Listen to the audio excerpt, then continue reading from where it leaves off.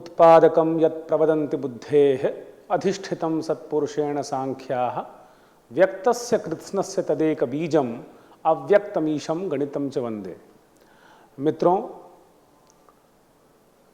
काशी हिंदू विश्वविद्यालय के संस्कृत विद्या धर्म विज्ञान संकाय के द्वारा शास्त्र कल्लोलिनी प्रकल्प के अंतर्गत शास्त्राध्ययन एवं परिचर्चा के क्रम में हम भास्करीय बीजगणित इस विषय पर कुछ स्वाध्याय के क्रम में उस ग्रंथ का पंक्तिशः विचार करेंगे और आप सभी की जिज्ञासा के लिए यह आमुख पटल संस्कृत विद्या धर्म विज्ञान संकाय के तत्वावधान से आप सभी को समर्पित है।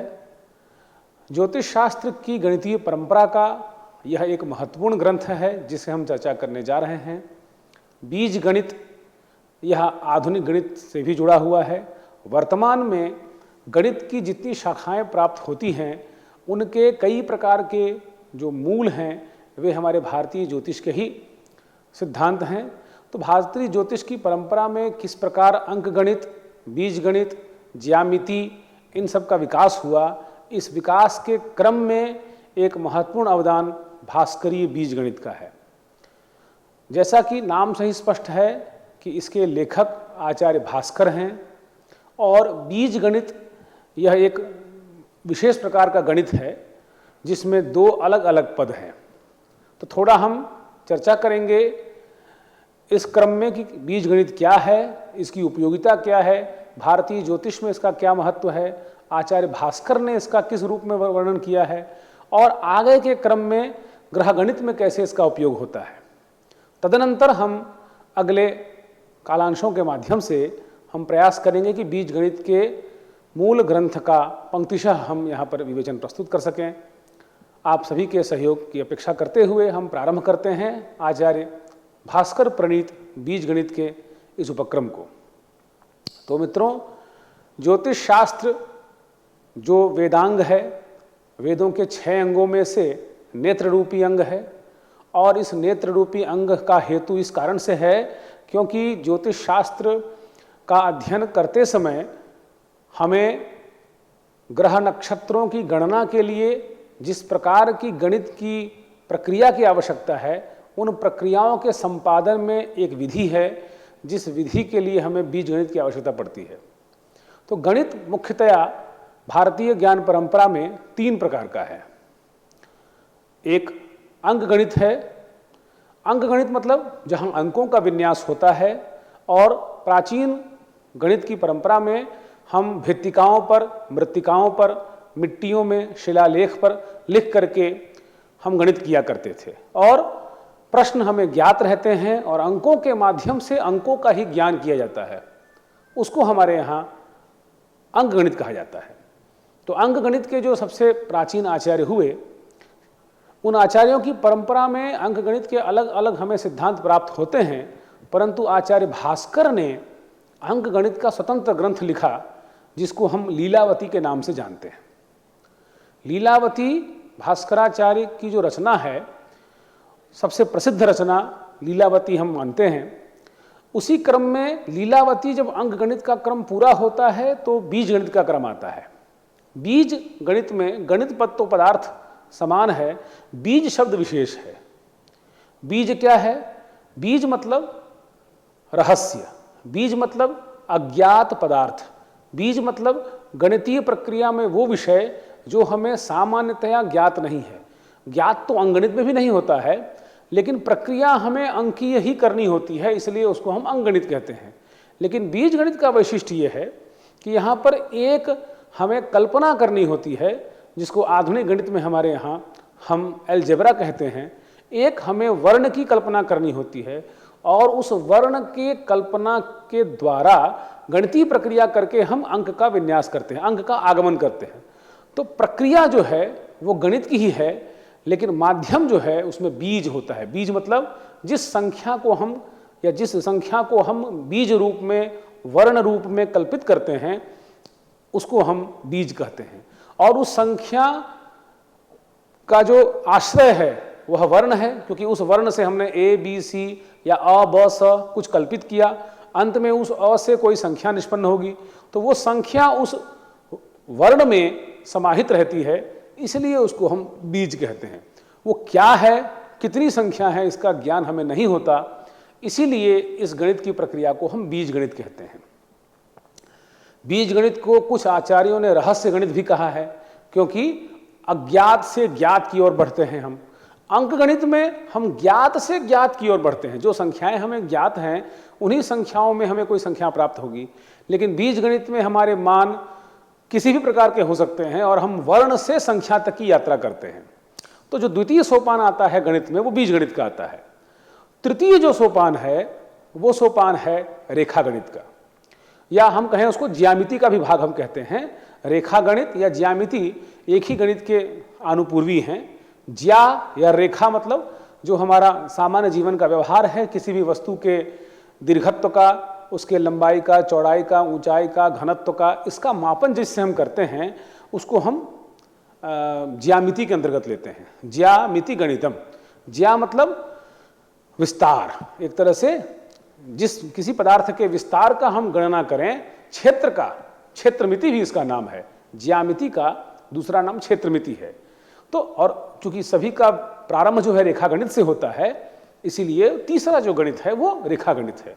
तो थोड़ा हम बीज गणित की भूमिका पर आएंगे, लेकिन गणित के जो तीनों सोपान हैं, अंक गणित, बीज गणित और रेखा गणित या ज्यामिति, ये तीनों गणित हमारे यहाँ भारतीय ज्योतिष शास्त्र की परंपरा में, ग्रह गणित की परंपरा में तीनों का महत्व है। क्योंकि हमें ग्रहों को देखना है, हम नेत्र रूपी ज्योतिष शास्त्र के द्वारा जिस शुभाशुभ काल का विधान करते हैं उसमें हमें ग्रहों की गणना करनी है, उसे हमें ग्रहों को देखना भी है उसके द्वारा, उसके साथ हमको अंकीय पद्धति का भी विनियम करना है। इसीलिए आचार्य भास्कर ने अपने जब प्रसिद्ध ग्रंथ सिद्धांत शिरोमणि की रचना की, यहाँ यह भी जानने योग्य बात है कि ज्योतिष शास्त्र की परंपरा में आचार्य भास्कर दो हैं, आर्यभट्ट भी दो हैं और भास्कर भी दो हैं। आचार्य भास्कर जिनकी रचना हम ये स्वाध्याय के क्रम में प्रारंभ करने जा रहे हैं, वे भास्कर द्वितीय हैं। भास्कर प्रथम की रचना लघु भास्करियम और महाभास्करियम है, जो 7वीं शताब्दी के हैं। और हम जिन आचार्य भास्कर की रचना का स्वाध्याय क्रम में अध्ययन करने जा रहे हैं, वे आचार्य भास्कर हैं द्वितीय, भास्कराचार्य द्वितीय के नाम से ख्यात हैं और ब्रह्मगुप्त के शिष्य परंपरा के ये हैं। तो ये, और इनका जो काल है वो 11वीं शताब्दी का हम कहेंगे, 10वीं से 11वीं शताब्दी के बीच के ये हैं। 1036 इनका शक है। तो ये थोड़ा जिस ग्रंथ का हम अध्ययन करने जा रहे हैं उस ग्रंथ के अध्ययन एवं स्वरूप का विषय है। आचार्य भास्कर के द्वारा 11वीं शताब्दी में, 10वीं शताब्दी के अंत में 11वीं शताब्दी में इस ग्रंथ की रचना हुई। और भास्कराचार्य द्वितीय की एकमात्र जो प्रसिद्ध रचना है सिद्धांत शिरोमणि, उसी सिद्धांत शिरोमणि ग्रंथ का यह एक भाग है। लीलावती उसी ग्रंथ का भाग है, बीज गणित उसी ग्रंथ का भाग है, उसके बाद ग्रह गणित उसी ग्रंथ का भाग है और गोल गणित, गोलाध्याय उसी ग्रंथ का भाग है। तो आचार्य भास्कर ने सिद्धांत शिरोमणि की रचना की और उस सिद्धांत शिरोमणि को यथानुक्रम 4 भागों में विभक्त किया।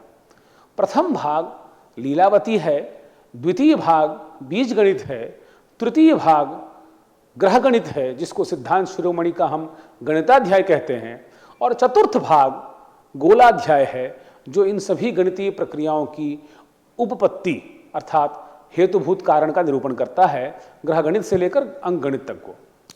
तो इस प्रकार सिद्धांत शिरोमणि ग्रंथ का यह द्वितीय अध्याय है, ऐसा भी हमारी भारतीय ज्योतिष की इतिहास परंपरा में प्राप्त होता है। और स्वतंत्र रूप से इस ग्रंथ को भी अध्ययन क्रम में लाया गया है और भारत के जितने भी विश्वविद्यालय हैं जहां ज्योतिष शास्त्र का अध्ययन होता है अथवा ग्रह गणित का अध्ययन होता है अथवा गणित के पाठ्यक्रम का अध्ययन होता है या वैदिक गणित की अध्ययन परंपरा का क्रम है, वहाँ साक्षात रूप से इस ग्रंथ का विनिवेश है।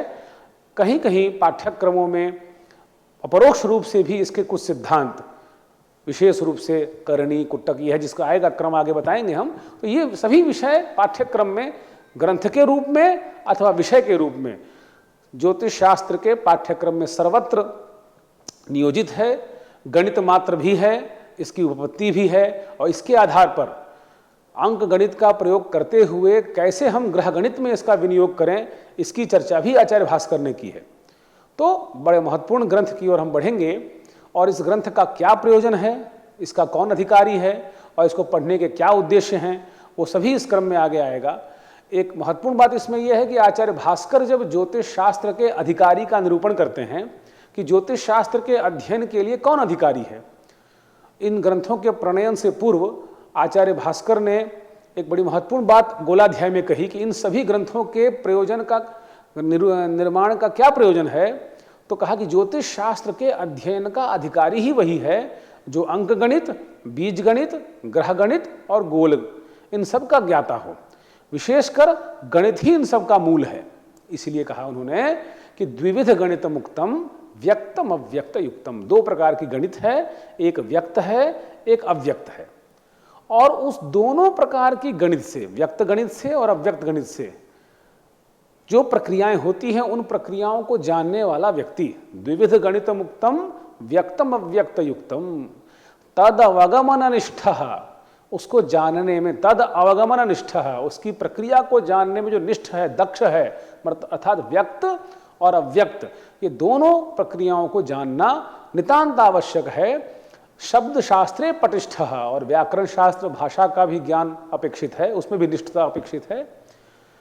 यदि भवति तदेदम ज्योतिषम भूरि भेदम, यदि इतना है तो वह ज्योतिष रूपी विषय, ज्योतिष रूपी भूरि भेद, अत्यंत गूढ़ रहस्य को जानने का अधिकारी है, उसको पढ़ने का अधिकारी है। प्रपठितुम अधिकारी सोन्यथा नामधारी। अगर वह दोनों प्रकार की गणित प्रक्रिया को जानता है, दोनों प्रकार के व्यक्त अव्यक्त गणित को जानता है, जानता ही नहीं, निष्ठ है, दक्ष है, और साथ में क्या है, शब्द शास्त्र में भी निष्ठ है, तभी वह ज्योतिष का अधिकारी हो सकता है। यहाँ एक और महत्वपूर्ण बात है कि बीज गणित येन केन प्रकारेण भास्कराचार्य से पूर्व में भी श्रीधराचार्य ने, लल्लाचार्य ने, ब्रह्मगुप्त ने गणित सार में, इन सब में कुछ कुछ अंश में प्राप्त होता है। फिर भी भास्कराचार्य का बीज गणित क्यों इतना प्रसिद्ध है? क्योंकि कालक्रम में देखेंगे, आचार्य परंपरा में हम देखेंगे तो आचार्य भास्कर जो हैं वो बहुत बाद में आते हैं। इनसे पूर्व में आचार्य परंपरा में आर्यभट्ट से जो श्रृंखला प्रारंभ होती है वो बड़ी महत्वपूर्ण, इनसे पीछे लगभग सैकड़ों आचार्यों की श्रृंखला है जिन्होंने कुछ न कुछ रूप में बीज गणित का प्रयोग किया है। परंतु महत्वपूर्ण ये इस दृष्टिकोण से ग्रंथ है कि बीज गणित के जितने विधान हो सकते हैं भारतीय ज्योतिष में, भारतीय गणित की परंपरा में अथवा वैदिक गणित की परंपरा में, उन सभी पक्षों को इस ग्रंथ में आचार्य ने विनिवेश एक साथ समेकित रूप में किया है। तो भास्कराचार्य की काव्य शैली, भास्कराचार्य के निरूपण का क्रम और बीज गणित के जितने भी विषय अन्यत्र भी विकीर्त थे, उन सभी विषयों को उन्होंने एकत्र करके इस ग्रंथ का रूप दिया है। और भास्कराचार्य ने वैशिष्ट कहा, नो संक्षिप्तम न च बहुवृथा विस्तरः शास्त्र तत्वम। भास्कराचार्य के ग्रंथ का ये वैशिष्ट है कि न तो वो अत्यंत लाघव का प्रयोग करते हैं और न ही अत्यंत वृथा विस्तार का प्रयोग करते हैं। तो जितना अपेक्षित है, जितने के कम में काम चल जाए वो भी जरूरी है, और जहाँ तक विस्तार की आवश्यकता है उसका विस्तार भी उन्होंने किया है। तो बड़ी महत्वपूर्ण ग्रंथ की ये पद्धति है। और आचार्य भास्कर के काव्य कौशल से, आचार्य भास्कर की गणितीय विधा से हम अवगत होंगे। और आचार्य भास्कर ने बीज गणित के मंगलाचरण से ही गणित की वंदना पूर्वक जो प्रक्रिया प्रारंभ की है, उन सभी के अलग अलग विषयों का वर्गीकरण इसमें किया है। विशेषकर आधुनिक गणित में जहां हम आज जिन प्रक्रियाओं का प्रयोग करते हैं, चाहे वो हम एक वर्ण समीकरण है, linear equation in one variable है ना, एक वर्ण समीकरण को linear equation in one variable में है ना, अनेक वर्ण समीकरण linear equation in various variables है, उसके बाद द्विघात समीकरण है, क्वाड्रेटिक इक्वेशन है। तो भास्कराचार्य के द्वारा प्रतिपादित जिन गणितीय प्रक्रियाओं का हम आधुनिक गणित में प्रयोग करते हैं, उनके भी उदाहरणों का विन्यास आचार्य भास्कर ने इसमें किया है। साथ ही कुछ ऐसी भी विधियां आचार्य ने बताई हैं, कुट्टक विधि है, जिसको हम पुलवाइजर कहते हैं, कुट्टक विधि है, जो आधुनिक गणित में भी विशेष रूप से उच्च गणित की श्रृंखला में प्रयोग नहीं किया जाता है। वो एक विशेष गणित है, करनी है, अर्थात ऐसी संख्याएं जिनका वर्गमूल नहीं निकल सकता है, उनका कैसे हम व्यवहार करेंगे। और चक्रवाल है।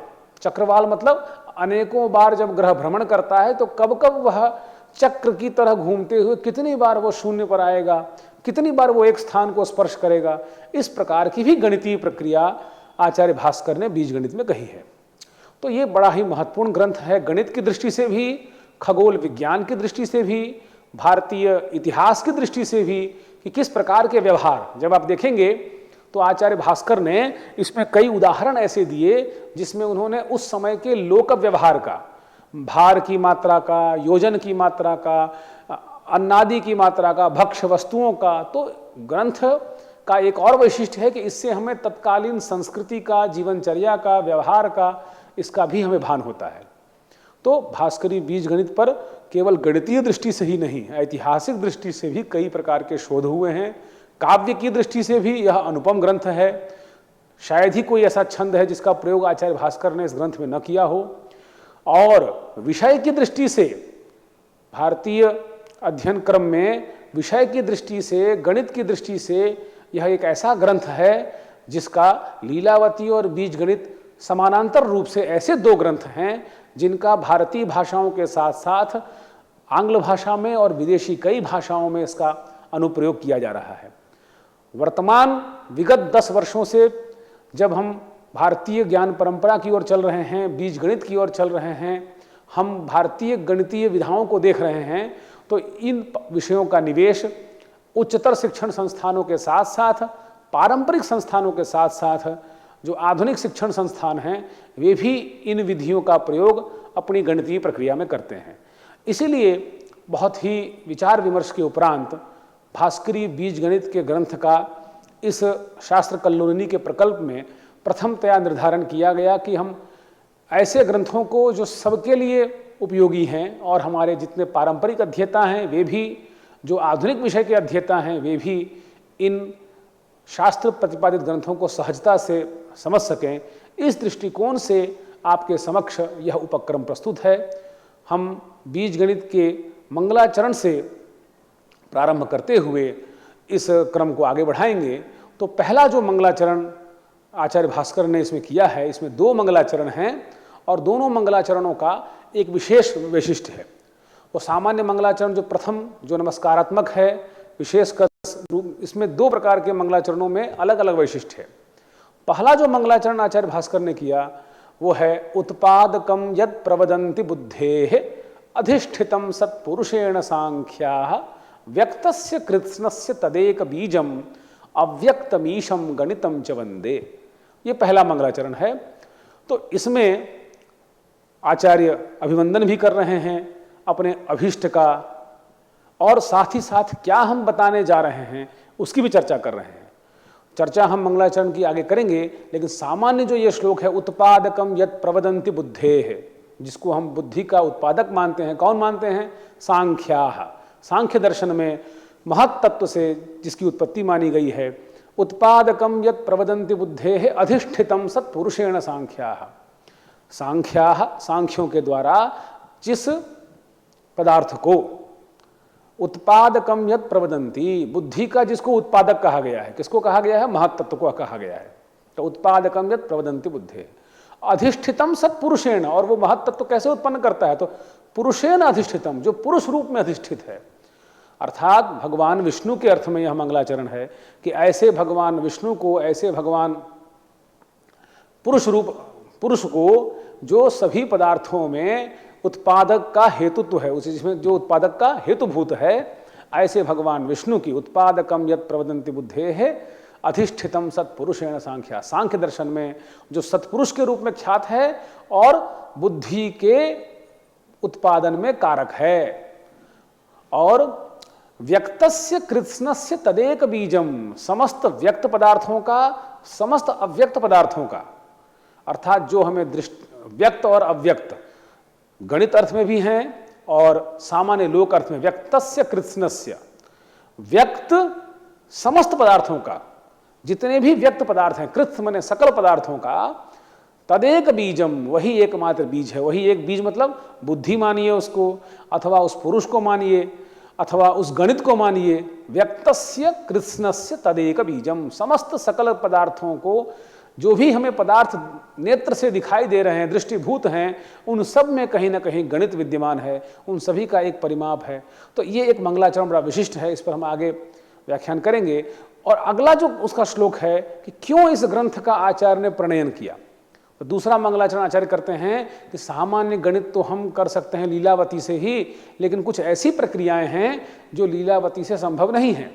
पूर्वम प्रोक्तम व्यक्तम अव्यक्त बीजम प्रायः प्रश्नानो विना व्यक्त युक्त्या ज्ञातुम शक्या मंदधीभिर नितांतम यस्मात् तस्माद् वच्मि बीजक्रियाम च। तो आनुपूर्वी रूप से हम उन ग्रंथों को पढ़ेंगे। पूर्वम प्रोक्तम, पूर्व में आचार्य भास्कर लीलावती को कह चुके हैं। व्यक्तम अव्यक्त बीजम, व्यक्त गणित को कह चुके हैं जो अव्यक्त का बीज है। परंतु प्रायः प्रश्ना नो बिना व्यक्त युक्तिया, प्रायः जो गणितीय प्रश्न है, प्रायः जो ग्रह गणित की गणना है, अव्यक्त युक्तिया नो ज्ञातुम शक्या, उनको हम नहीं जान सकते। बिना अव्यक्त गणित की प्रक्रिया के हम ग्रह गणित को नहीं जान सकते। यस्मात् तस्माद् वच्मि बीजक क्रियाम, इसलिए मैं आपको ग्रह गणित की सूक्ष्मता को जानने के लिए बीज क्रिया को कह रहा हूं। ऐसा मंगलाचरण आचार्य ने किया है। तो इन मंगलाचरणों को हम आनुपूर्वी रूप से अग्रिम क्रम में लेंगे, लेकिन इस क्रम को हम यही पूर्ण करेंगे कि भारतीय गणित की परंपरा में, भारतीय खगोल शास्त्र की परंपरा में आचार्य भास्कर द्वितीय प्रणीत बीज गणित एक विशिष्ट ग्रंथ है। और इस ग्रंथ का आनुपूर्वी अध्ययन करने का यह एक अवसर, चर्चा करने का एक अवसर हमें प्राप्त है। आप सभी का स्वागत एवं धन्यवाद करते हुए इस क्रम को हम यहीं पूर्ण करते हैं। नमस्कार, सभी को धन्यवाद।